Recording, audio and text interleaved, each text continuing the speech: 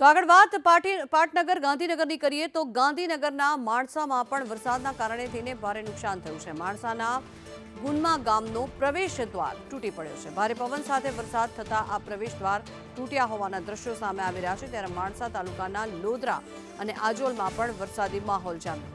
કુવાદરા સહિતના ગ્રામ્ય પંથકોમાં પણ વરસાદ વરસ્યો છે। ત્યારે વરસોડા ગામમાં વીજ પોલ નમી પડ્યો છે। વરસાદને પગલે અનેક ગામમાં લાઇટ પણ બંધ થઈ ગઈ છે। ત્યારે અનેક લોકોને હાલાકી ભોગવવાનો વારો આવી રહ્યો છે। એક તરફ ભર ઉનાળો છે ત્યારે કાળઝાળ ગરમી અને બીજી તરફ અત્યારે આ કમોસમી વરસાદના કારણે થઈને લોકોને ભારે હાલાકી પડી રહી છે। ભારે પવન સાથે વરસાદ પડવાના કારણે થઈને વીજપોલ ધરાશયી થયો અને તેના કારણે થઈને સમગ્ર ગામમાં વીજ કનેક્શન ખોરવાયું છે અને તેના કારણે થઈને આવી ભર ગરમીમાં લોકોને ભારે હાલાકીનો સામનો કરવાનો વારો આવી રહ્યો છે। બીજી તરફ વરસાદના કારણે થઈને ખેતીમાં પણ ભારે નુકસાન થયું છે। ત્યારે આ દ્રશ્યો આપ જોઈ રહ્યા છો। ભારે પવનના કારણે થઈને પ્રવેશ દ્વાર પણ ધરાશયી થયા હોવાના દ્રશ્યો સામે આવી રહ્યા છે।